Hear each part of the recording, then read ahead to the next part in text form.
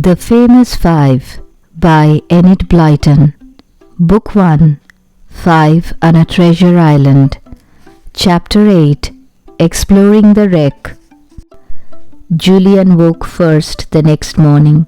He awoke just as the sun was sleeping over the horizon in the east and filling the sky with gold. Julian stared at the ceiling for a moment, and then in a rush he remembered all that had happened the day before. He sat up straight in bed and whispered as loudly as he could, "Dick, wake up! We are going to see the wreck! Wake up!" Dick woke and grinned at Julian. A feeling of happiness crept over him.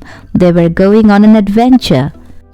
He leapt out of bed and ran quietly to the girls' room. He opened the door. Both the girls were fast asleep, Anne curled up like a dormouse under the sheet.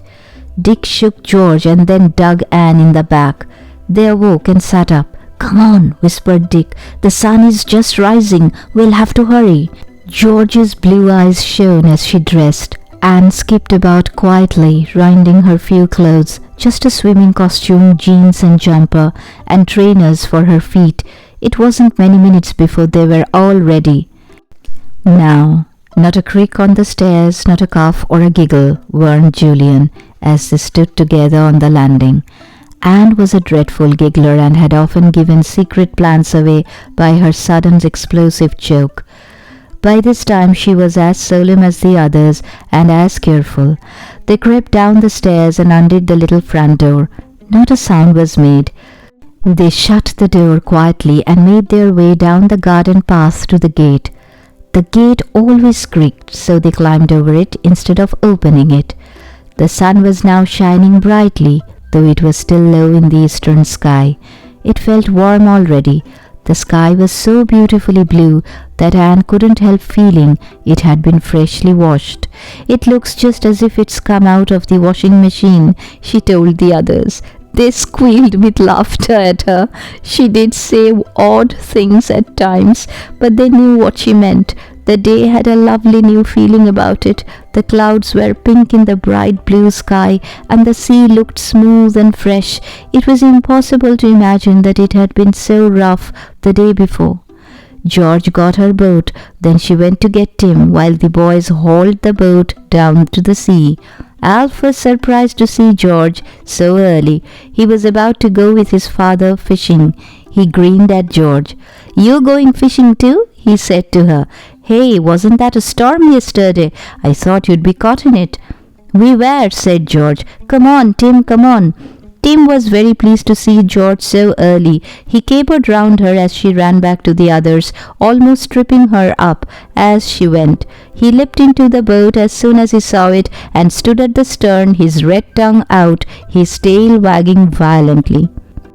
"It's a wonder his tail stays on," said Anne, looking at it. "One day, Timothy, you'll wag it right off." They set off to the island. It was easy to row now, because the sea was so calm. They came to the island and rowed around it to the other side, and there was the wreck, piled high on some sharp rocks. It had settled down now and did not steer as waves slid under it. It lay a little to one side, and the broken mast, now shorter than before, stuck out at an angle. "There she is," said Julian in excitement. "Poor old wreck. I guess she's a bit more battered now. What a noise she made when she went crashing on to those rocks yesterday." "How do we get to her?"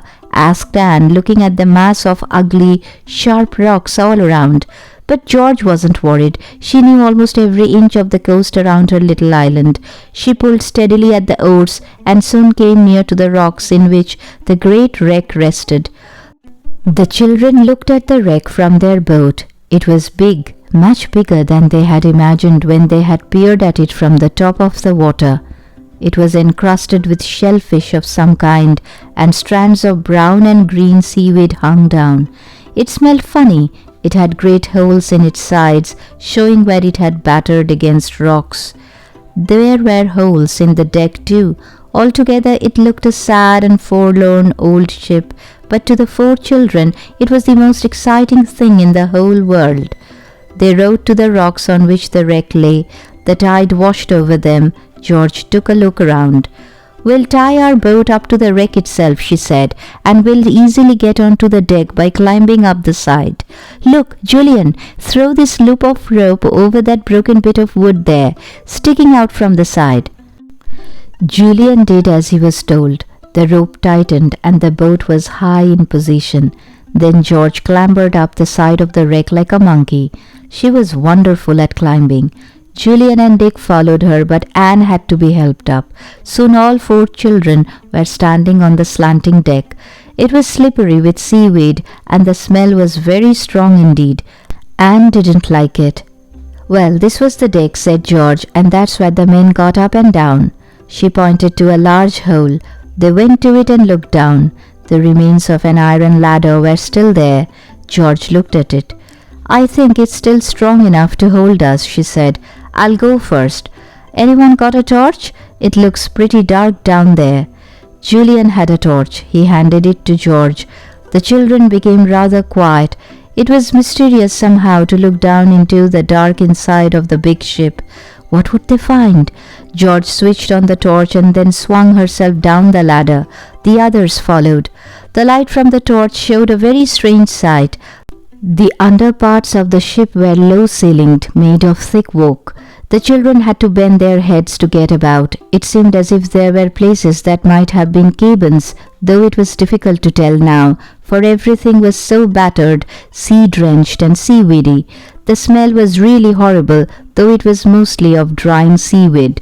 The children slipped about on the seaweed as they went round the inside of the ship. It didn't seem so big inside after all. There was a big hole under the cabins, which the children saw by the light of their torch. "That's where the boxes of gold would have been kept, I expect," said Julian. "But there was nothing in the hold except water and fish. The children couldn't go down because the water was too deep. 1 or 2 barrels floated in the water, but they had burst open and were empty. I expect they were water barrels or barrels of pork or biscuit," said George. "Let's go round the other part of the ship again where the cabins are. Isn't it strange to see bunks there that sailors have slept in? And look at that old wooden chair. Just think of it still being here after all these years. Look at the things on those hooks too. They are all rusty now and covered with seaweedy stuff, but they must have been the cook's pans and dishes." It was a very weird trip round the old wreck. The children were all on the lookout for boxes which might contain bars of gold, but there didn't seem to be one single box of any kind anywhere. They came to a bigger cabin than the others. It had a bunk in one corner in which a large crab rested. An old bit of furniture looking rather like a table with 2 legs, all encrusted with grey shells, lay against the bunk. Wooden shelves festooned with grey-green seaweed hung crookedly on the walls of the cabin.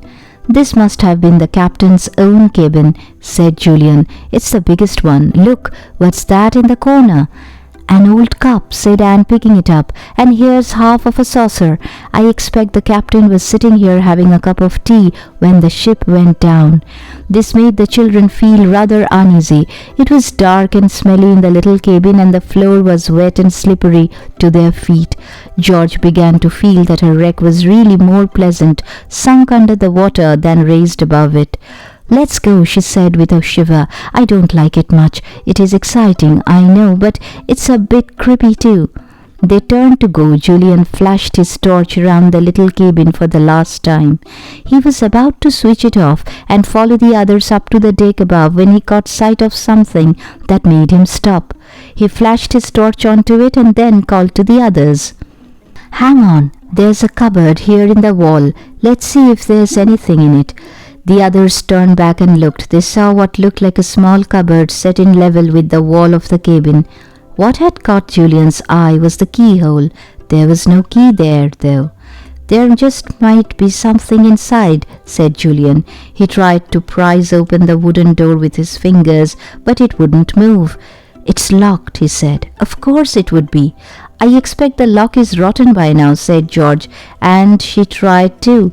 Then she took out her penknife and inserted it between the cupboard door and the cabin wall. She forced back the blade, and the lock of the cupboard suddenly snapped. As she had said, it was completely rotten. The door swung open, and the children saw a shelf inside with a few curious things on it. There was a wooden box swollen with wet sea water in which it had lain for years. There were 2 or 3 things that looked like old pulpy books. There was a glass cracked in half, and 2 or 3 strange objects so spoiled by sea water that no one could possibly say what they were. "Nothing very interesting except the box," said Julian, and he picked it up. "Anyway, I expect that whatever is inside is ruined, but we may as well try and open it." He and George tried their best to force the lock of the old wooden box. On the top of it were stamped initials H.J.K. "I expect those were the captain's initials," said Dick. "No, they were the initials of my great-great-great-grandfather," said George, her eyes shining suddenly. "I have heard all about him. His name was Henry John Green. This was his ship, you know. This must have been his private box where he kept his old papers or diaries. Oh, we have to open it." But it was impossible to force the lid up with the tools they had there. They soon gave it up, and Julian picked up the box to carry it to the boat. "We'll open it at home," he said, sounding excited. "We'll get a hammer or something and get it open somehow." What a find! They all felt that they really had something mysterious in their possession. Was there anything inside the box? And if so, what would it be? They longed to get home and open it. They went up on deck, climbing the old iron ladder. As soon as they got there, they saw that others besides themselves had discovered that the wreck had been thrown up from the bottom of the sea. "Half the fishing boats of the bay have found it," cried Julian, looking round at the fishing boats that had come as near as they dared to the wreck. The fishermen were looking at the wreck in amazement. When they saw the children on board, they called to them loudly. "Ahoy there! What's that ship?" "It's the old wreck," yelled back Julian. "She was thrown up yesterday in the storm." "Don't say any more," said George, frowning. "It's my wreck. I don't want sightseers on it." So no more was said, and the 4 children got into their boat and rowed home as fast as they could. It was past their breakfast time. They might get told off. They might even be sent to bed by George's fierce father. But what did they care? They had explored the wreck and had come away with a box which might contain, well, if not bars of gold, one small bar, perhaps. They did get told off. They had to go without half their breakfast too, because Uncle Quentin said that children who came in so late didn't deserve hot bacon and eggs, only toast and marmalade. They hid the box under the bed in the boys' room. Tim had been left with Alf, or rather had been tied up in his back garden, for Alf had gone out fishing and was even now gazing from his father's boat at the strange wreck. "We can make a bit of money taking sightseers out to this wreck," said Alf. And before the day was out, dozens of interested people had seen the old wreck from the decks of motorboats and fishing boats. George was furious about it, but she couldn't do anything. After all, as Julian said, anybody could have a look.